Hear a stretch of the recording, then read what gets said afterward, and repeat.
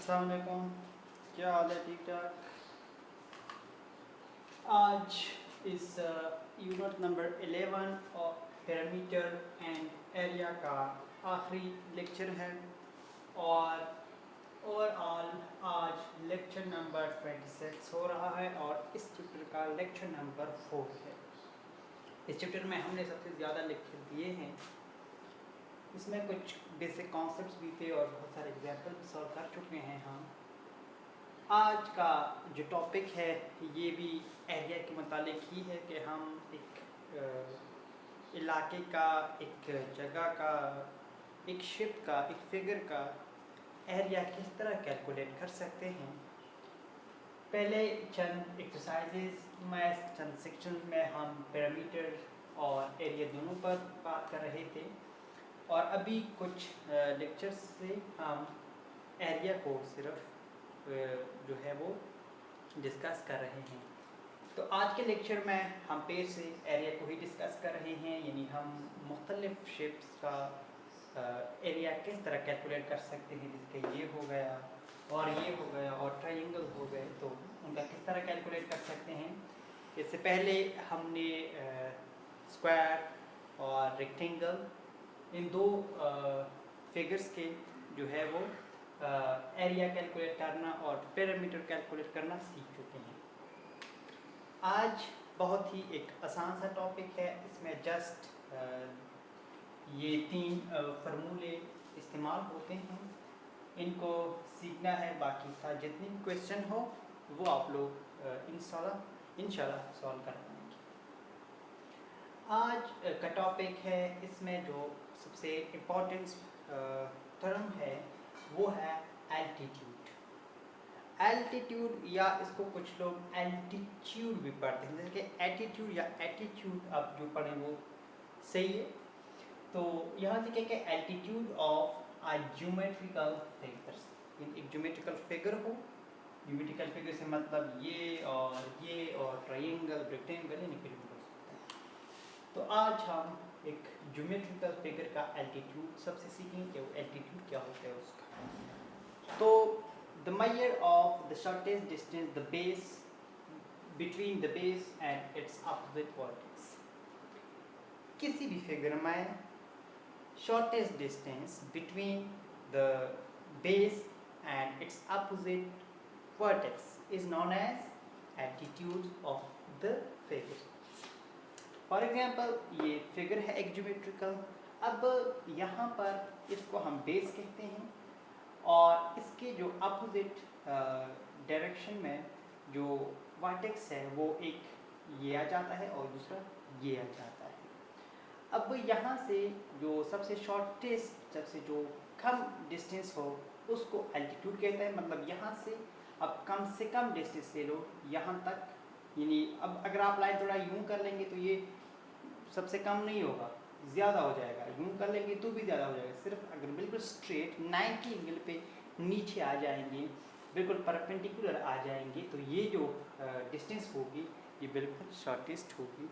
इसी तरह अगर यहाँ पर देख लेंगे तो फिर इसको थोड़ा इस तरह लाइए और फिर यूँ नीचे बिल्कुल परपेंडिकुलरली लाए तो ये और ये बिल्कुल हो जाएंगे। तो ये थी एल्टीट्यूड की डिफिनीशन। तो अब हम इस एल्टीट्यूड को यूज़ करते हुए मुख्तलिफ फिगर्स का जो है वो एरिया कैलकुलेट कर सकते हैं। Section 11.4.1 finding the area of a parallelogram. Parallelogram आप लोग जानते होंगे कि किस शेप को कहते हैं हम। जब कभी भी दो जो अपोजिट लाइन होते हैं, एक चार, वो क्या कहते हैं इसको, क्वाड्रिलेटरल। तो उसमें जो ये जो अपोजिट टू लाइन्स होती है, इनकी ये जो लेंथ है ये इक्वल हो, ये वाला लेंथ इसकी इक्वल हो, ये इसकी इक्वल हो, और ये जो एंगल हो ये 90 ना हो। अगर 90 हो ये एंगल्स, ये चारों के चारों एंगल, तो फिर वो रेक्टेंगल होता है। और अगर इक्वल ना हो, यानी एंगल्स इक्वल ना हो और ये जो अपोजिट वाली लाइंस है ये इक्वल हो लेंथ में, तो फिर ऐसे शेप को हम पैरेललोग्राम कहते हैं। अगर इसकी एरिया मालूम करना हो, कैलकुलेट करना हो, तो इसके लिए आपने ये फार्मूला यूज़ करना पड़ेगा कि A is equal to B H. B का मतलब ये बेस और एच का मतलब ये एल्टीट्यूड्स। तो जब भी इसको हम मालूम करेंगे, जब भी इसका एरिया मालूम करना हो, तो इसके लिए ये बेस का जानना और इस हाइट का जानना बहुत ज़रूरी है, और इसके सिवा हम ये एरिया कैलकुलेट नहीं कर सकते। तो ये एग्जाम्पल मैंने बुक से लिया है कि find the area of a parallelogram with base 675 metre and altitude 215 metre. यानी कहा जा रहा है कि इन दोनों का हमने क्या करना है, इस पैरेललोग्राम का हमने वो मालूम करना है एरिया, जो इसका बेस, यानी ये बेस जो है ये 675 मीटर है, और ये जो एल्टीट्यूड है ये 250 मीटर है। तो बस जस्ट इसकी जो एरिया है वो बी एच होता है। तो बी की जगह पे बेस, और बेस हमें गिवन है 675 मीटर, मल्टीप्लाई करें वो जो एल्टीट्यूड है 250 मीटर, ऐसे तो इससे जो आ जाएगा वो आप लोगों का आंसर होगा। तो इसकी मल्टीप्लिकेशन कोई ख़ास कोई मुश्किल बात नहीं है। अब हम आ जाते हैं एरिया ऑफ ट्रायंगल, यानी हम एक ट्रायंगल की एरिया किस तरह से कैलकुलेट कर सकते हैं। तो इसके लिए भी बस जस्ट इस फार्मूले को ध्यान में रखना है कि जब भी एक ट्रायंगल गिवन हो, ट्रायंगल किसी भी शेप का हो सकता है, यूं भी हो सकता है, ये राइट एंगल ट्रायंगल भी हो सकता है, लेकिन हमको जो ज़ेर बहस है वो इसका एल्टीट्यूड ये जानना ज़रूरी है, और दूसरा ये बेस। अगर ये दोनों मालूम हो तो फिर हम किसी भी ट्रायंगल का एरिया आसानी के साथ, यानी मतलब इस फार्मूले के साथ कैलकुलेट कर सकते हैं। तो इसकी कैलकुलेशन के लिए क्या फार्मूला है कि A is equal to 1/2 B H. B का मतलब बेस, यानी ये बेस, और एच का मतलब ये हाइट यानी एल्टीट्यूड। तो अब यहाँ पे नीचे जो एग्जांपल है वहाँ पे कहा जा रहा है कि find the area of a triangle whose base is, जिसका जो बेस है वो है 6.4, और इसको मल्टीप्लाई करेंगे हाइट से यानी एल्टीट्यूड से 3.2। अब इनको मल्टीप्लाई कीजिए, इनसे जो आ जाए वो आप लोगों का एरिया होगा। तो इसकी मल्टीप्लिकेशन कोई बड़ी बात नहीं है। इसके बाद जो एक और अहम बात है वो है एरिया ऑफ अ ट्रेपेजियम। तो ट्रेपेजियम का जो एरिया होता है वो क्या होती है, बिल्कुल आसान, जो फार्मूला गिवन है, यानी A इज़ इक्वल टू ये वाला कि A is equal to 1/2 H A plus B। यहाँ पे ये जो A है ये इस ट्रेपेजियम का की हाइट है और इन एल्टीट्यूड है, और ये जो A प्लस B है, A का मतलब ये ऊपर वाला, B का मतलब ये नीचे वाला।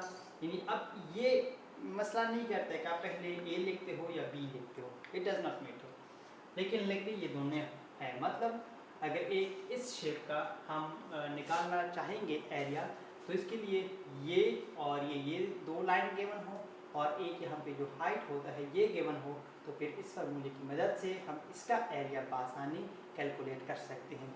लेकिन ज़रूरी नहीं है कि ये शेप इस तरह का ही हो, ये शेप इस तरह का भी हो सकता है, यानी ये यूं हो और ये इस तरह आ जाए, ये इस तरह आ जाए, ये यानी इस तरह, यानी ये थोड़ा बिल्कुल ही तो उस तरह की बने इसके ऊपर है। अगर ये फिर कुछ यूं आ जाए, यूं, अब ये भी इस शेप का है, इसको भी हम ट्रेपेजियम ही कहेंगे।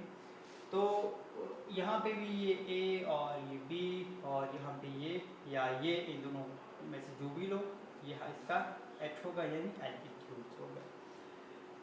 तो यहाँ पर जो नीचे एक क्वेश्चन गिवन है, इससे पहले एक और एग्जांपल भी गिवन था, वो बहुत आसान था, उसमें जस्ट यही वैल्यू पुट करनी थी।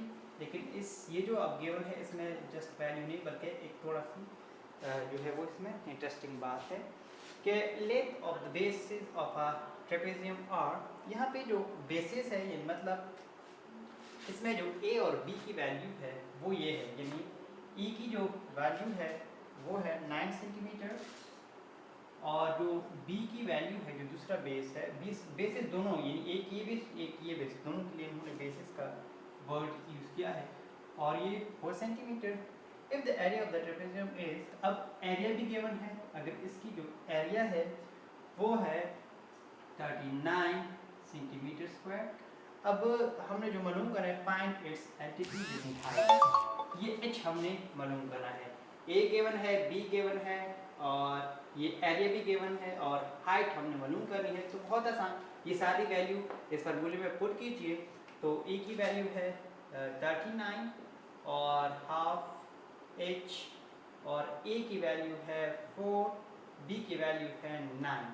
तो अब थोड़ा इसको मुख्तसर कीजिए कि अब h की वैल्यू हमने निकालनी है। तो 39 1/2 h और यहाँ से आ जाएगा 13 और यहाँ से अब जिस चीज़ को मालूम करना हो तो कोशिश कीजिए कि उनको हमेशा जो है वो लेफ़्ट साइड पे रखिए। तो इसको मैं सिर्फ जस्ट इस साइड पे भी लाता हूँ, ये 13/2 और h हो जाता है 13, इसके साथ मल्टीप्लाई हो गया तो ये h अपनी जगह पे रह गया और ये अब यहाँ पर सिर्फ h को रखना है, बाकी सब कुछ ख़त्म करवाना है।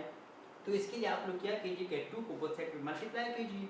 तो ये यहाँ पे भी मल्टीप्लाई कीजिए और यहाँ पर भी मल्टीप्लाई कीजिए। यहाँ पे लिखो कि बोथ साइड मल्टीप्लाई बाय 2, तो ये 2 और ये 2 कैंसिल हो जाएगा और वहाँ पर इस साइड पर ये मल्टीप्लाई हो जाएगा। तो 18 1 6 और 78 और अब 13 को जो है वो बोथ साइड पर डिवाइड कीजिए। तो ये डिवाइड हो गया, यानी h is equal to 13 divided by 73 divided by 13 और यही हमारा इस क्वेश्चन का आंसर है और यही हमारा हाइट यानी एल्टीट्यूड है।